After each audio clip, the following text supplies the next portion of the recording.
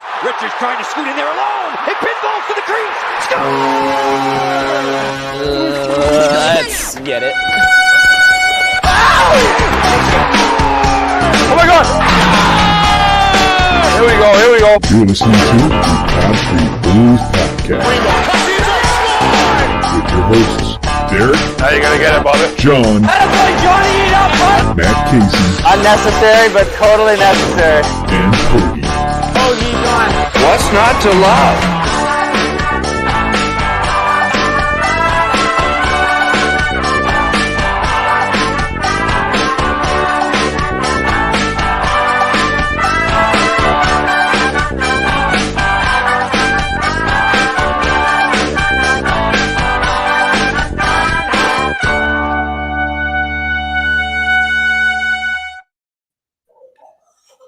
And everybody, welcome to another episode of the Pod Street Bullies. My name is Derek. We don't have John with us this week, but we do have Matt Hoagland. What's up, man? What's going on, everybody? How we doing? We are good. And we have Matt Casey. What's up, man? Top of the evening to you boys. Oh, top of the evening, assuredly. Is that a thing? Top of the evening? I don't know. We're gonna go with Good it. morning. Nah, top of the evening seems like a good trend. Good evening, ladies and gentlemen. Oh, Welcome to we the miss John 70,000. again. Oh, I gotta talk to parents. I gotta talk to adults. Oh. No, Screw that. real life sucks. Real life is tough, man. Let me tell you. I am just as tough as the Flyers schedule here as of late. So we'll get into that here in a little bit, recapping last week. We'll talk a little bit about, I would assume, some positives.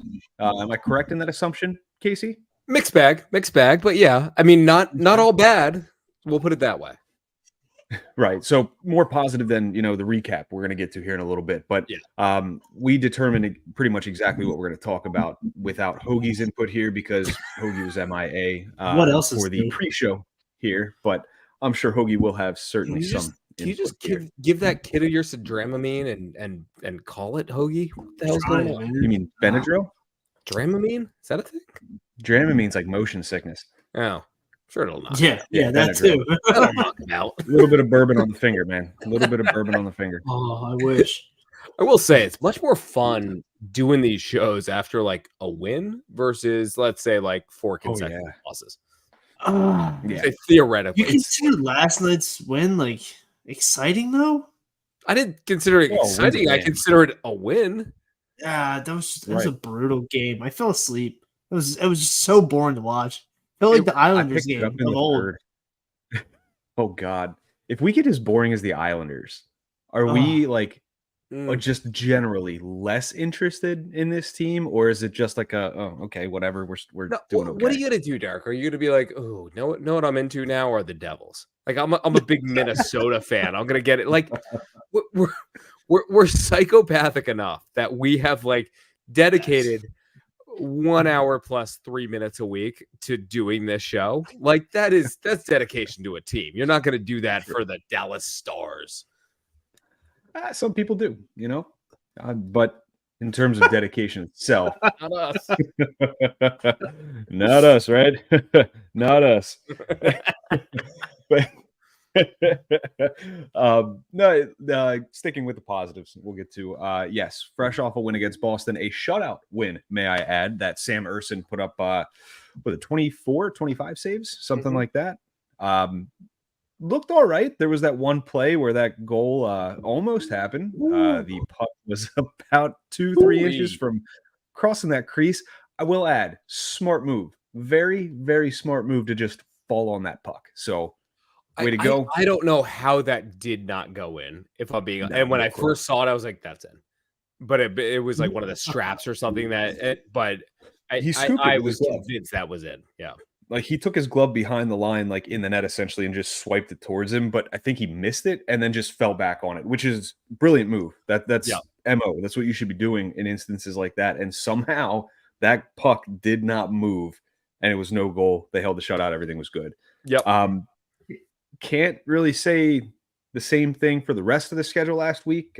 2 losses against the Caps, a loss against Montreal, which that does not sit well with me, guys. How does Montreal have our number? Like, what the hell is going on here? I have no idea, man. And the How fact do we have that Minnesota's number, but then Montreal has our number? It doesn't. they've manufactured too. Like they've manufactured this rivalry with us that I don't know. Like You play into it.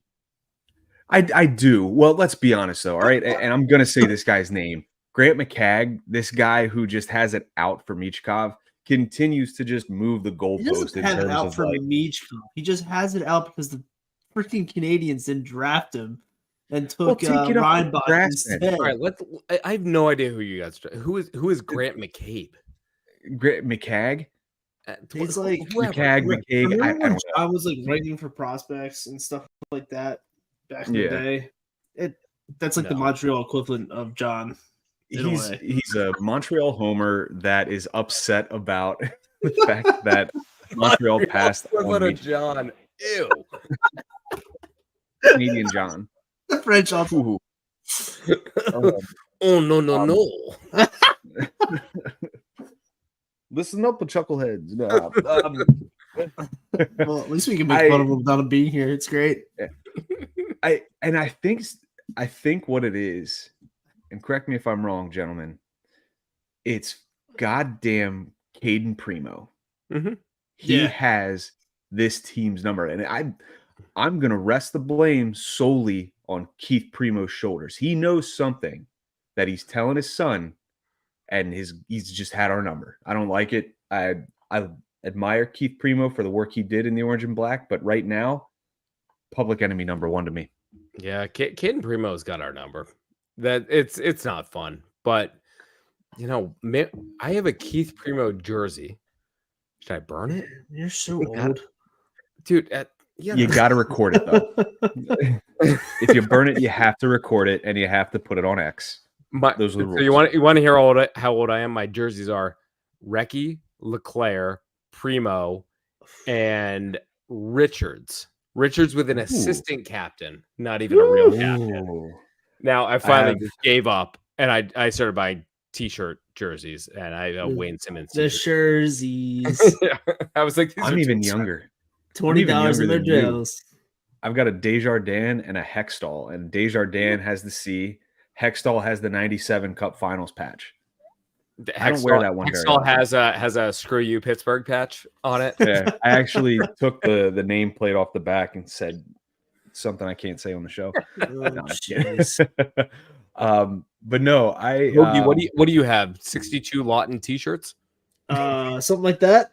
I get a Lawton jersey. I get the Lawton rookie jersey. I love that one. Do you have a Lawton Kleenex that he sneezed into in 2002? It's the what's it called? It's the dump sock. You bottle of spit you found on the ice, go on the ice, after scrape it off. And wonder what Scott's doing now. Cock strap. Yep. Got All it. right. Can we talk about the Flyers? Let's talk about the Flyers. So 2 losses against Washington, 1 against Montreal, and then we have a win against Minnesota, a win against Boston.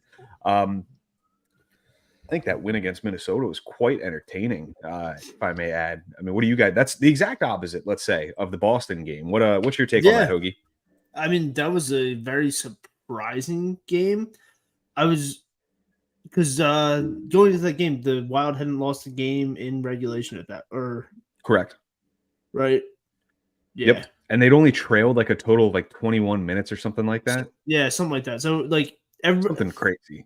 I hated it in like the pregame show. They were like, "Is this a must-win game?" I'm like, "We're 8 games in. Are we really talking about must-wins here?" I hate that. Oh, like, I hate it. Come on. I don't disagree with them, dude. I didn't disagree with them, though. but the must-win part of it was a little much. I think it was just a win that they needed to get back on track, not a must-win. You can use different terms for that, like a sense of urgency. Like I'm comfortable with saying there's a heightened sense of urgency regarding this game. Is game number 8 a must-win for me? I don't know. Unless you're the Sharks starting out every season 0-9, like okay. Right. But that game also got a little frustrating because it was 2-0, and then we're going into the third tied 3-3, and it's just like, what are we doing? The second period just continues to be our woe this season. I don't know what it is, but it's cursed, and teams are putting up some nasty freaking goals against us in the second period. To come out with the win, though, that was the game with Couturier's hat trick. That was pretty exciting, especially on home ice. Yeah, 5-point night. They finally figured out the first line of Konechny, Couturier, and Michkov. Like, it's a shame John's not here to talk about this. Like, right? Like, I feel many weeks? I feel like everybody's been screaming it since probably just during the summer when it was just potential lines, and finally they put them together and they just exploded, which we finally needed to get some type of normalcy. Especially that was the game when beforehand Luchenko got sent back. So nice little normalcy to the lineup as well. Absolutely. Before we continue too, feel free to chime in on the comments here, Twitter, Facebook, YouTube, doesn't matter. Spark some conversation. Let's have some fun with this. But Casey, your take on this past week's action. Yeah, I mean, I think the Washington games have just been frustrating, and this is dating back to last season. I know it's like new season, new team, blah. It's like the same team basically. New year, new me. Yeah, Washington. One, I think they're playing well, but it's just like, god damn, it's frustrating. It's just a frustrating team to play against right now. And yeah, we made a push in the second game to make it kind of a game. But I will say the bounce back against Minnesota was great, and I think it's a huge game for Couturier. I think for I can't speak to the psyche of what is he, 30 years old, 31, something like that. Like, I can't speak to the psyche of a 31-year-old, but like, it's got to be creeping into his head. Like, do I still have it? And it's like, all right, you know what? He had a hell of a game, and I think Konechny had a great game. I think Michkov had a great game, and so finally, you're looking at what everyone's been dying for, which is, hey, where's the chemistry? Okay, we have chemistry on one line. Let's not talk about the rest of the team, but we have at least something on one line to build off of, and so that was great to see. I think that the disappointing part was the follow-up against Montreal, which, again, for some reason, we just can't quite get past overlooking Montreal. Their record is garbage, so is ours, but we just, I don't know, we always take them lightly for some reason. So I don't know if you want to get into last night's game or not, but It wasn't a great week, but it was a better week than the week before. Right. I'm like you said, it's a mixed bag. And I mean, with those games, like we saw a debut of Kolosov, who... Oh, can we talk about that for a couple minutes? Absolutely. Like, his hair is dreamy. It's dreamy. The man is pretty gorgeous. Sexy. It's pretty sexy. Like, if I had that hair... Oh my God, the things I could do. He looks like an extra from Point Break. Yeah. I'd agree. It's sexy. I think that his play falls in line with the way the goaltending is shaping out for the Flyers, which is subpar.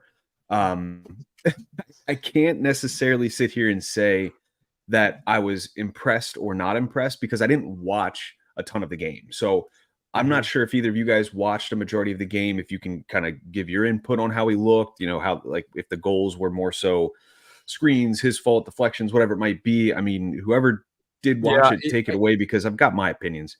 I watched it, and there was one goal, which was I want to say it was a power play goal from who's the hardo that we passed up for Cam York. Cole Caulfield, yeah. He beat him short side on a power play, and that was a bad goal to give up, especially at that time. I didn't see that.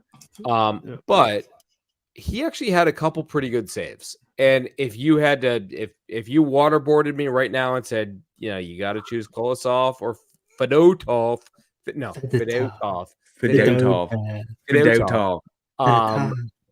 going with Kolosov, man. I have more faith in him now. I'm assuming he's gonna get the start tomorrow night.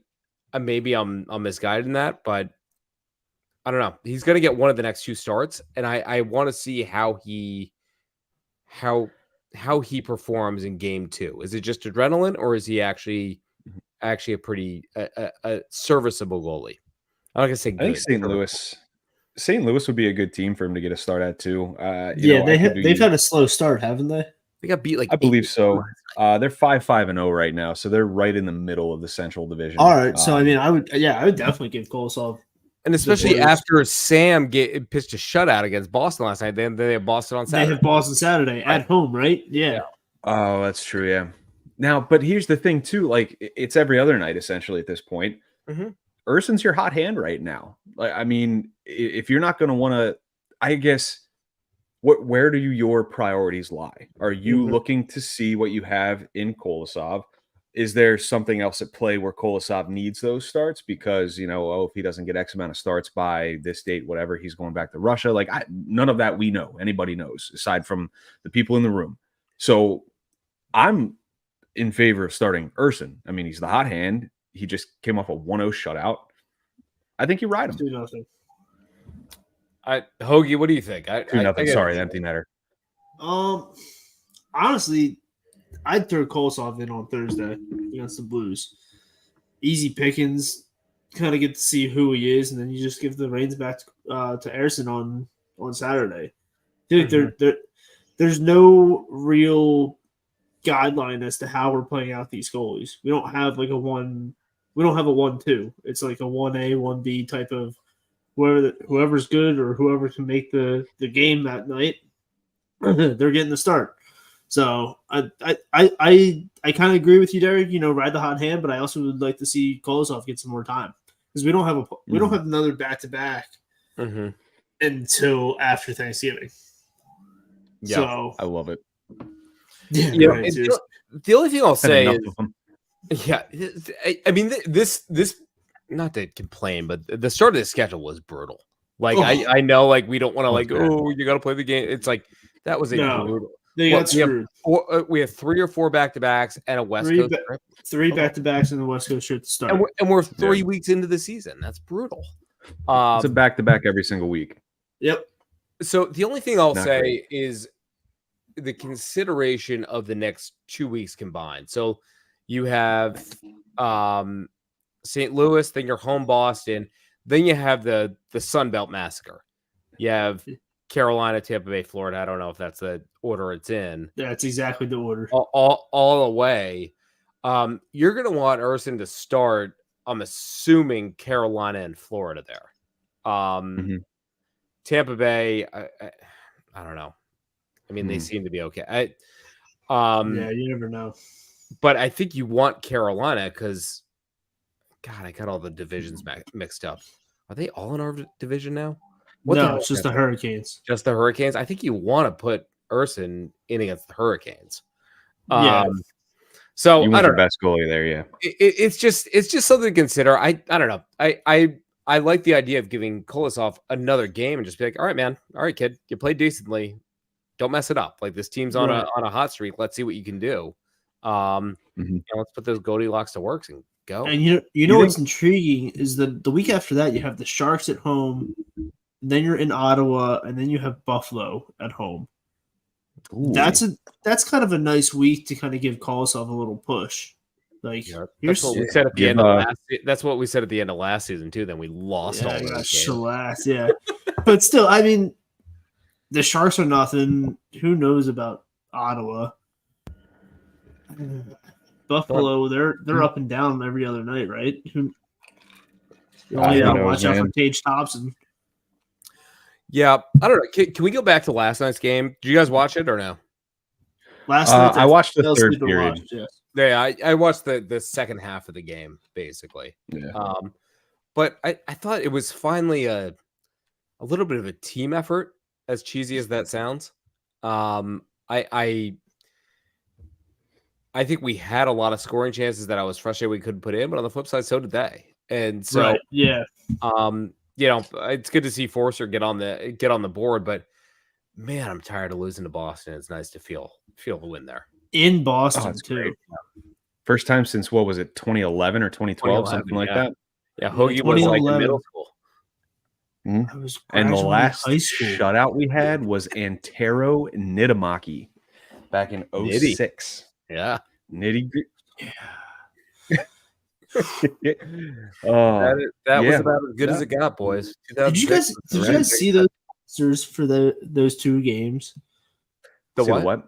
the rosters for those 2 games that we. Oh had beat yeah, Giroux, Boston. Voracek, Simmons, Pronger. Pronger was there. Mazzaros, all those guys for the Brizgalov. 2011. Briz. Briz. Who tweeted that today? It's crazy It huge. It might have was been Flyers. I forget. Flyers something. Yeah. But yeah, that it's a cool blast from the past to see those names. Like Andre Mazzaros, I remember everybody being really high on him, and he was just kind of Yeah, he was Matt Reed was in there. Yeah, Matt Reed was in there. Yep. Gotta love Yep. oh, what a the guy. poor man's Mike Richards. The poor man's Mike Richards. Oh boy. Yeah, I would like to get into, if we're gonna wrap up Kolosov talk, I want to talk about a couple comments that were made after the game, whether it was post-game interviews, whatever. But starting with Minnesota and Foligno, Marcus Foligno had a comment about Garnett Hathaway saying, when he got Eriksson Ek into a penalties and offset essentially, and he's like, that's what that guy has to do to stay in the NHL. And I'm like, I'll put it this way, has Hathaway ever been like the 13th forward or like teetering, or has he always been like a mainstay on that fourth line? Because I'm fairly certain that's never been a question. He's always been a mainstay on the fourth line. Am I correct? Even in Washington? Yeah, I think anywhere he's been. Yeah. He's always been a solid bottom 6 guy, and I would like, he's the guy who you hate to play against, but you want on your team. Yeah, exactly. And like, I hated him. I hated him when he was on Washington. On somebody. Like I hated him. I'm like, that guy's a piece of shit. But guess what? But I love when he's on our team. Yeah, he's our scumbag, and I love him. Because I know when there's a scrum behind the whistle, it's Hathaway. 95% of the time, it's Hathaway just doing something stupid. No, but he's goaded so many people into penalties too. Like that's the good thing is that he takes and draws penalties. Yeah. And he's a smart player. Also he's not bad, but he's not going to notch you 20 goals at all. But like, he serves his purpose. Right. He plays that well. And you look in his eyes when he's going, you're like, he's like the wrestler in high school who's missing a chromosome. Like he's nuts. You don't want to mess around with that guy. Insane. No.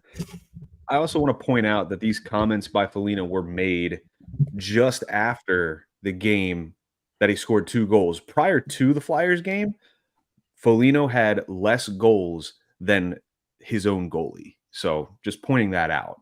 He wants to talk about. Was Foligno in Columbus? Like, no, different. That's Foligno. Nick Foligno. You're thinking Nick Foligno. Who am I? Marcus Foligno's been.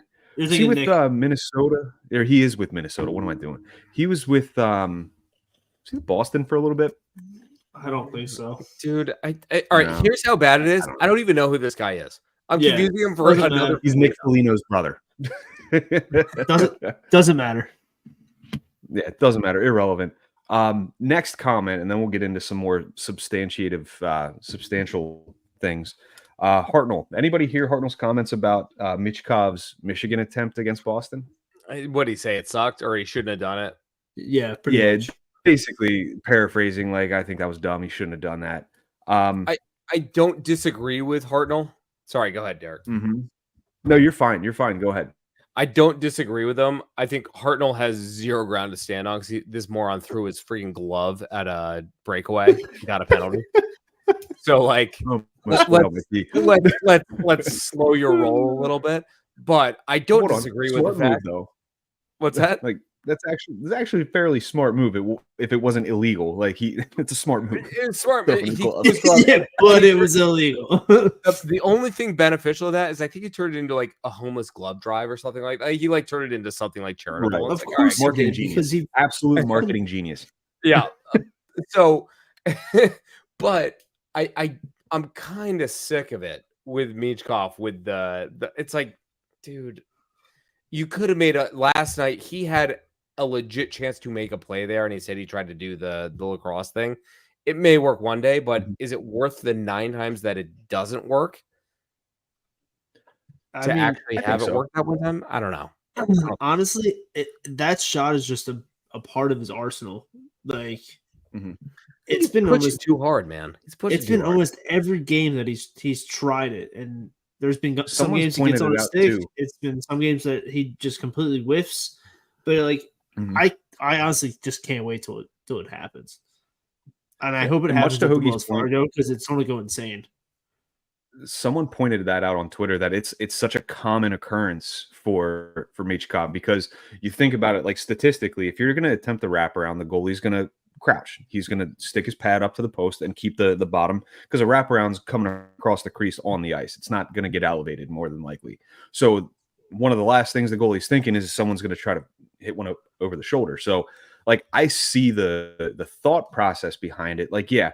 But over here, like in North America, it's a flashy play, and it's you know, I don't want to say like condemned or anything. Everybody's like, oh my god, the Michigan, like it's entertaining, it's fun to watch, and when someone hits it, it's like, oh damn, that was cool.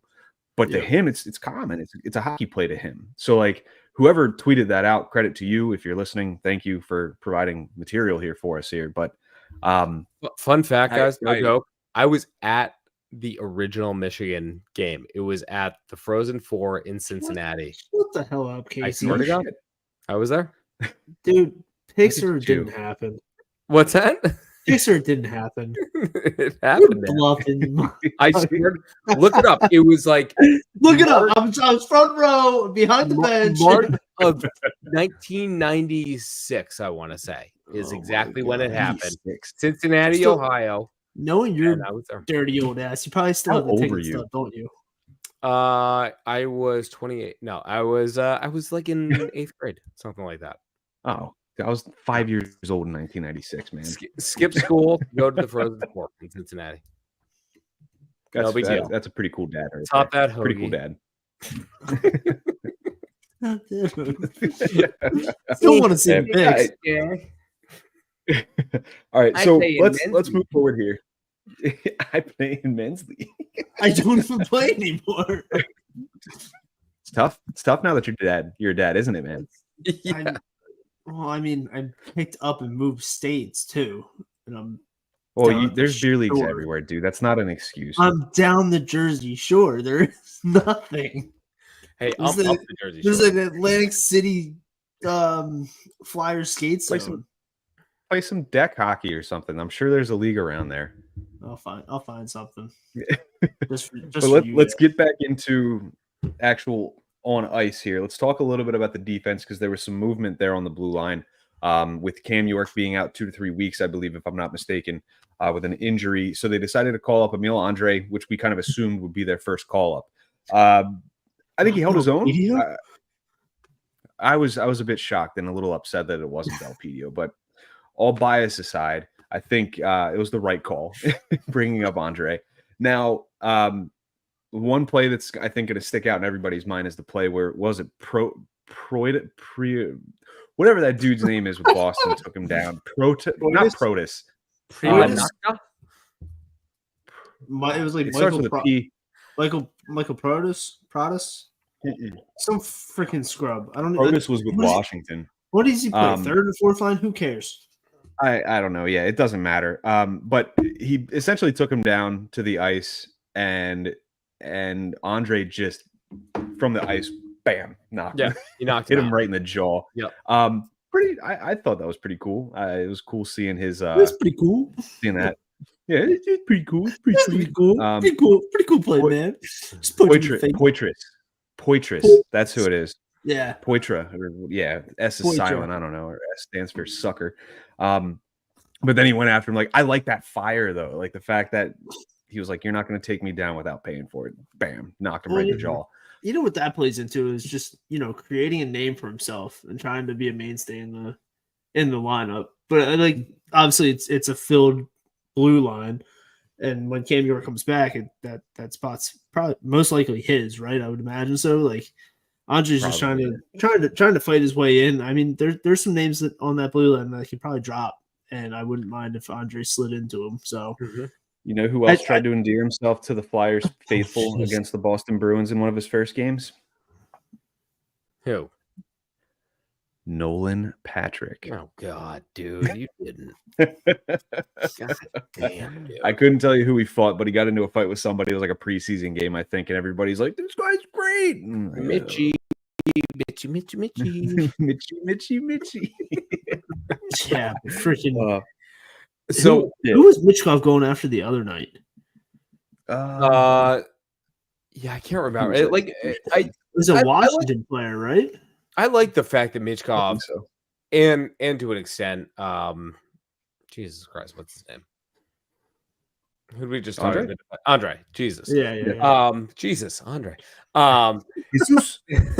Jesus Andre. I like the fact that they're like, hey, we're not going to back down. Like with Andre, you're right, Hoagie. It's like trying to create a mainstay, but it's also, hey, you're not going to mess with me without like, you know, there might be a lot bigger guys out there, but I'm still going to sucker punch you. That's what, you know, that's the way you It's roll. Flyers hockey, baby. Yeah, that's it. You're going to pay for this in flesh. You want to Yep. take a run at me? That's fine. I think Andre. I think this is going to be a pretty interesting decision to make if and when Cam York comes back, because I think Andre actually fits what we need pretty damn well, and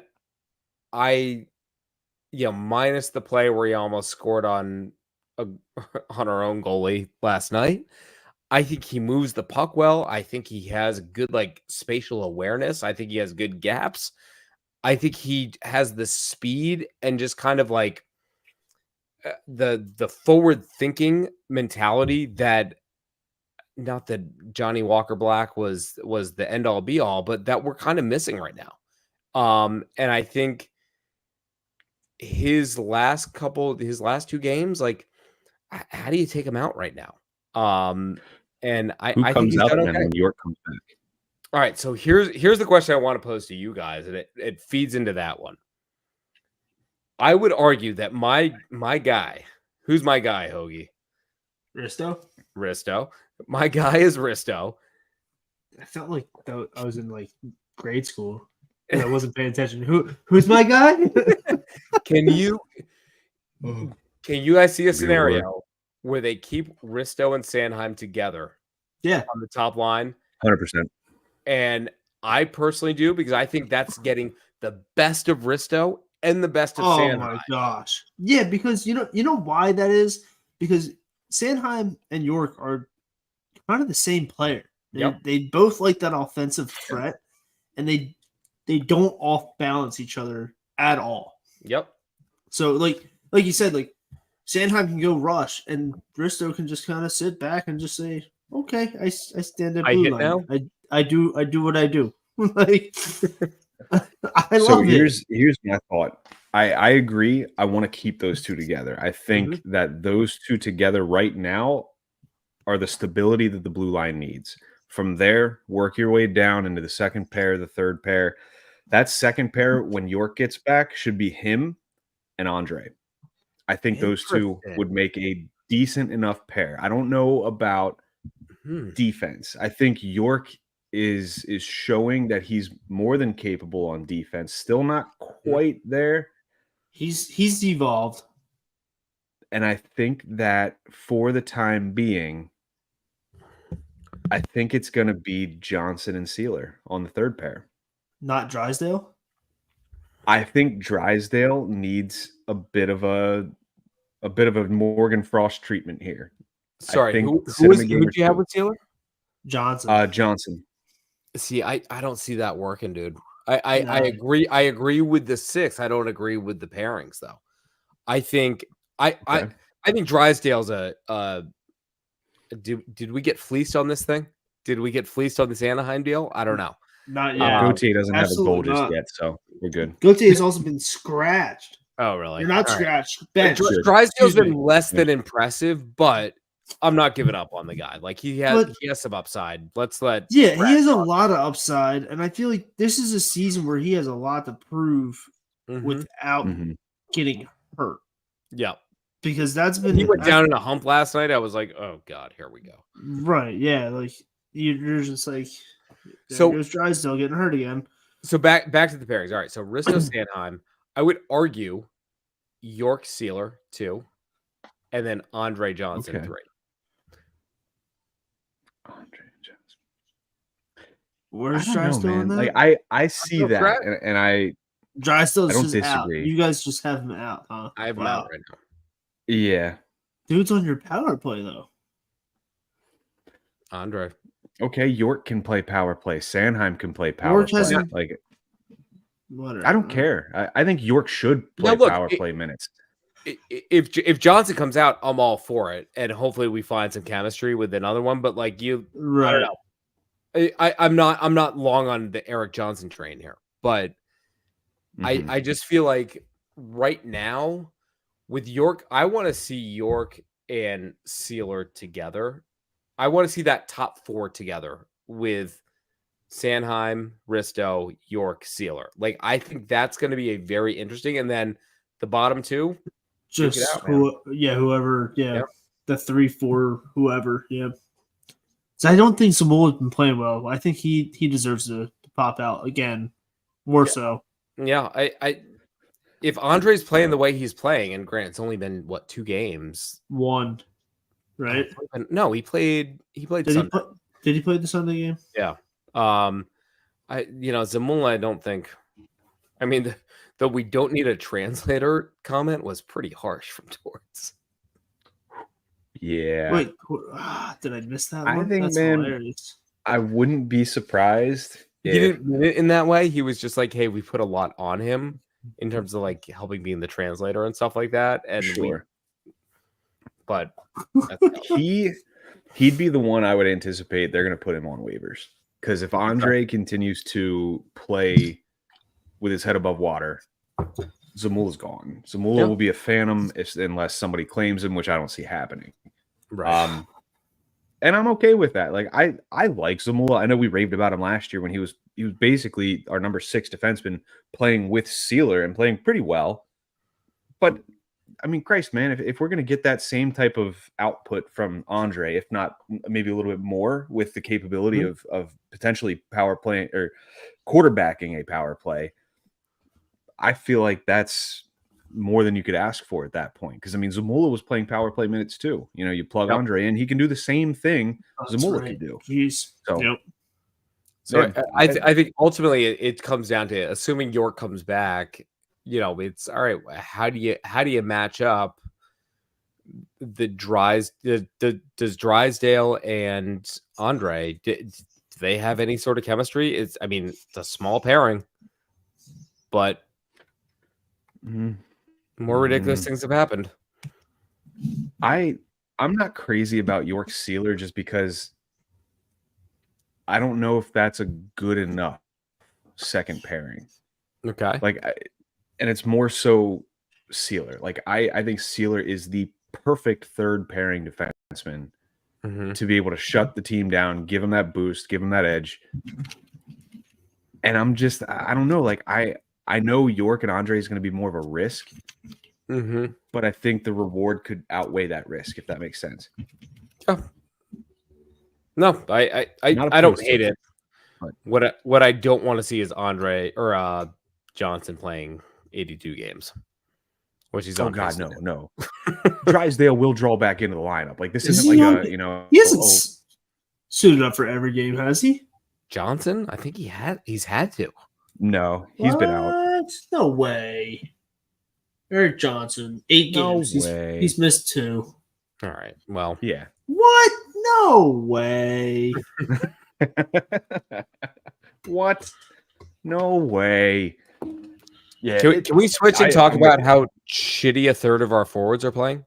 Oh, We could talk about how Owen Tippett can't hit the net. We could talk about let's see here. Foerster finally. Yeah.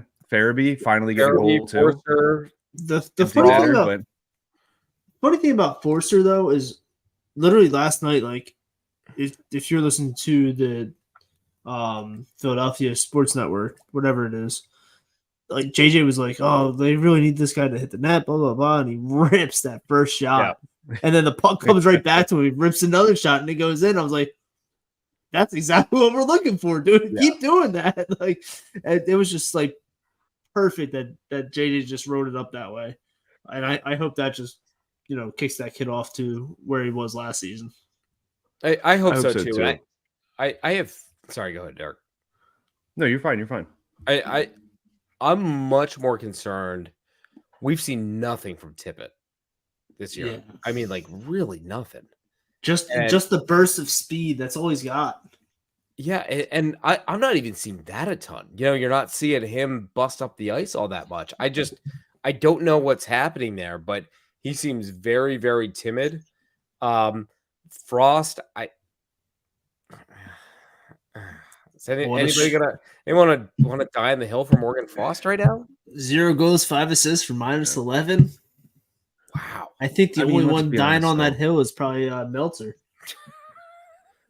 I'm not like Can I Frost. invite him on I'm the not show? going to say he's the.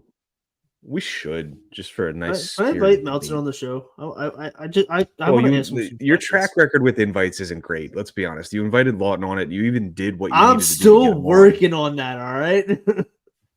Clock's ticking. There's no timeline.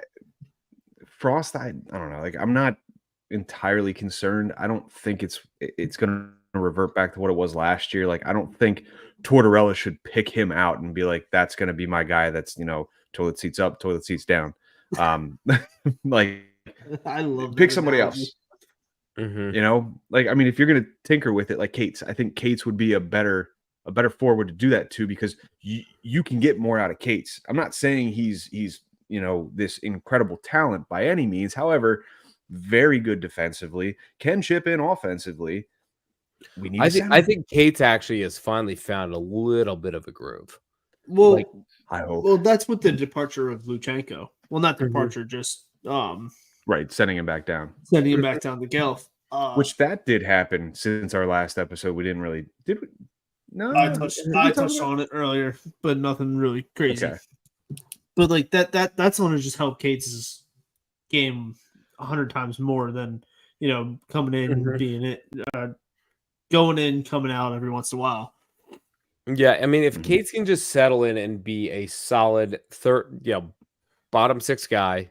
Yep. And play penalty kill when we need to and bust it. I mean, he had a really underrated play last night where he beat out an icing towards the end of the game. Yeah, what a burst of speed that was. That was impressive. Yeah. It's little things like that. Like you don't need to be the first line guy. Just be serviceable and just I do your job. Yeah, but right now I think with Frost, Foerster, and Tippett, that's a lot of expectations that aren't being met currently. This team's not going to go anywhere if all 3 of those guys are not firing on any cylinders. Do you include? What do you got to do to get them fired up? Guys? I do. I think Faraby's been pretty invisible. Yeah. You think he's invisible? Yeah. I honestly, he is some nights, but there's nights where like he's visible, but he's not finishing, or he's not doing this. He's not completely all there. You know what I mean? Yeah, there was. I want to say it was the second Washington game where I was texting you guys. And I'm like, he can't even make a pass right now. Like it was that sad, and it's just frustrating. But that all 4 of those guys can do it. So that gives me a little bit of faith that it's like, okay, this team does have another level if these guys actually can get, if even 2 of them get their shit together, this team can get to another level. I think just the consistency of a lineup, a normal lineup, and no more line jumbling and this and playing with this and that. I think we're going to see some, consistency from these players as well, with the chemistry starting to build up and starting to get familiar with everything. I think it'll be a game changer for the team. Right. Absolutely. I think too, like getting that first line solidified, everything just kind of falls into place from there. It's still going to be a little bit. I don't think it's going to be, next game, Thursday night, whatever, but you'll start to see things really start to take shape. And I think my main concern is if this continues to persist with these guys, what's the motivator? Because I mean, you can only sit so many guys at once. You can't call up 4 guys, have them take their spot and send these guys back down. So like, are you going to do it one at a time, sit them for 2 games and bring them back in, see if they learn their lesson? Like, how's that going to work? And what's that dynamic going to look like? Because you need a chain of priority. Like, who's going to be the first guy to go? Is that going to set the precedent for the other guys? Are they going to be like, oh, my spot's not safe either? You know what I mean? Yeah. Yeah. There's Is Torts willing to play all three, suit up all three goalies and 7 defensemen? Who knows? You know, Probably. So yeah, can Kolosov play forward? You know, we'll find out next week. Yeah, I mean, I don't know. I think it's an interesting question to have, which is like how long of a leash does each one of them have, and is it equidistant to the other? Which It obviously isn't. It's not. Mm-hmm. I just, I'm hoping one or two of these guys starts breaking out of their shell a little bit. And I'm really looking at Tippett because, he just signed an extension last year, didn't he? Like what? Yeah. And so he's here, man. Like he's a big piece to this team. And if he's playing this timid ass ginger crap, we can't have it. Well, I know of somebody that thinks Tippett is a part of a bigger package. Ooh. It's just Tom from the High and Wide chat has said it multiple times, Derek. You've seen it. What? I know you have. That he's going to get traded. Yeah. Even though he signed that major deal. Well, it'd be interesting. I think that's something we save for another day because, guys, I'm going to sound like John here. I'm getting a little tired. Listen, there has not been a night in the past 3 months. I think I've gotten to bed before midnight. Wow. So, yeah, finally coming to a head, guys. Yeah, no. Before we do wrap up, let's go around real quick in terms of anything else you want to touch on, or what the next week's going to look like. Some predictions here. So we're talking the next 2 games here. So yeah, we got St. Louis, and then we have the Bruins again on Saturday, and Hurricanes next week on Tuesday. So I would assume we're going to record Monday, hopefully next week. Yeah. So we've got St. Louis Thursday night, Saturday afternoon. We have Boston. It's going to conflict with the Penn State-Ohio State game. Son of a gun. Who cares? I do. I care, Hoagie. I even want to watch that one. I care. That's going to be good. I think we beat St. Louis. I don't have any faith in the Flyers beating Boston in a matinee ever. I don't know the stats, but no matter the team, Flyers on a matinee on a Saturday. Flyers on a matinee. Well, they're going to give us Swayman now. They're going to be like, all right, Korpisalo couldn't get it done. We're giving you guys our A. Yeah, A right. team. We're getting shut out now. I'm going 1 and 2. I'm going 1 and 2 on this. 1 and 2. Okay. Yeah. Where's the other game coming from? Well, we have 3 games. 1 + 2 = 3. What St. game? Louis and Boston. That's it. St. Louis, Boston. I think you mentioned Carolina on Tuesday. Yeah, but we had Tuesday. But okay. All right. Fine. We're 1 and 1. 1 and 1. Sound like a basketball ref. 1 and 1. Hoagie, your predictions. 1-0-1. But it's only 2 games, Hoagie. Yeah, 1-0-1.